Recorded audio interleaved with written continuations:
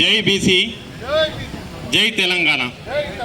ఇక్కడ విచ్చేసినటువంటి మరి బీసీ సంఘ నాయకులు కానీ, వివిధ పార్టీ నుంచి వచ్చిన నాయకులు, ఇక్కడ వచ్చేటువంటి బీజేపీ నాయకులు కానీ, కాంగ్రెస్ పార్టీ వచ్చిన నాయకులు కానీ, ప్రతి ఒక్కరికి మా బీసీల కోసం 42 రిజర్వేషన్ అమలు కొరకు మద్దతు ప్రతి ఒక్కరికి పేరు పేరున ధన్యవాదాలు తెలియజేస్తున్నాను.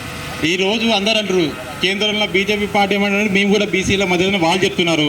ఇక్కడ కాంగ్రెస్ గవర్నమెంట్ ఏం చెప్తుంది, మేము కూడా బీసీలకు మేము మద్దతుని వాళ్ళు చెప్తున్నారు. ఇవాళ మా శత్రువు ఎవరు? వీళ్ళు చెప్పబడి వాళ్ళు చెప్పాలి. మా రిజర్వేషన్ ఎవరు ఇస్తారు? మాకు ఎవరు కల్పిస్తారు? ఈ సమస్య పరిశీలించేది ఎవరు? ఇచ్చేది ఎవరు? దీని మీద మాట్లాడాలి ఫస్ట్గా. ఇప్పుడు అందరూ వచ్చినాం, మీరు అందరం కూర్చున్నాం, బీజేపీలు కూర్చురు, కాంగ్రెస్లు కూర్చురు, మేము టీఆర్ఎస్ మేము కూర్చున్నాం, బీఆర్ఎస్కి వెళ్ళి అందరం కూర్చున్నాం. మళ్ళీ బీసీ రిజర్వేషన్ ఇచ్చేది ఎవరు? ఈ పరిష్కారం సాధించేది ఎవరు? మరి ఆనాడు తెలంగాణ ఉద్యమంలో మొట్టమొదటిసారిగా మా లక్ష్మారెడ్డి సార్ రాజీనామా చేసిన తెలంగాణ కోసం. ఆ రోజు మా నాయకుడు కేసీఆర్ సార్ ఆధ్వర్యంలో మరి ఆ రోజు చేసి అందరం కలిసి తెలంగాణ ఉద్యమం సాధించుకుని తెలంగాణ సాధించుకోవడం జరిగింది ఆ రోజు. మరి అదేవిధంగా ఈరోజు మా పోరాటం ఎవరి మీద చేయాలి?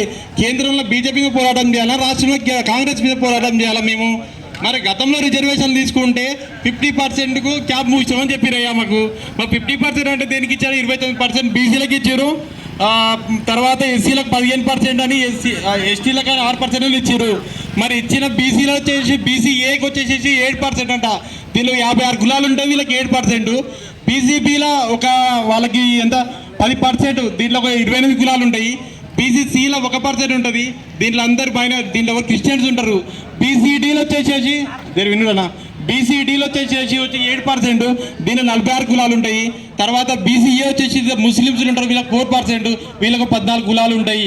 మరి ఇన్ని కులాలు ఉన్నాయి, ఇంతమంది వీరికి క్యాబ్ ఊసిరంట. 2019లో ఇదే మోడీ గారి ప్రభుత్వంలో ఈడబ్ల్యూఎస్ తీసుకొచ్చారా, ఎకనామికల్ ఈక్వేషన్ తీసుకొచ్చారు. అంటే ఎకనామికల్ ఈక్వేషన్ అంటే ఎవరైతే ఎకనామికల్ వీక్ ఉంటారో వాళ్ళకి 10% కేటాయించాలంట.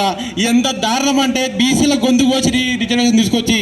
ఎందుకంటే గ్రామాన్ని యూనిట్గా తీసుకుంటే ఒక గ్రామంలో ఏంటంటే ఓసీలు అంటే మామూలు రెడ్డిలు నేను అంటలేను, రెడ్డిలు వచ్చేసి వాళ్ళు ఒక 10% ఆర్థికంగా ఉంటే ఒక 1% పేదరికంగా ఉంటారు.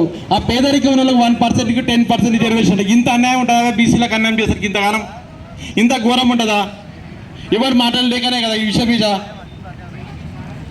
ఇవాళ చూసుకుంటే ఇవాళ 10% ఈడబ్ల్యూఎస్ కోట కింద తీసుకొచ్చి ఎంత అన్యాయం చేస్తారు. ఇది చాలా దారుణం. ఈ విషయంలో మేము బీసీలో ఖండిస్తున్న విషయంలో ఏంది రాగు? అరే ఎకనామికల్ ఈక్వేషన్ ఎట్లు ఇచ్చారు భయా? ఎట్లు ఇచ్చారా?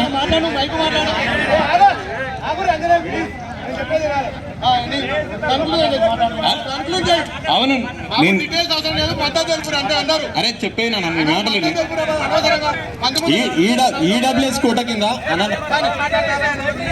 ఇప్పుడు జై బీసీ, జై బీసీ సపరేట్, జై బీసీ. ఇప్పుడు మన కృష్ణగౌడ గారిని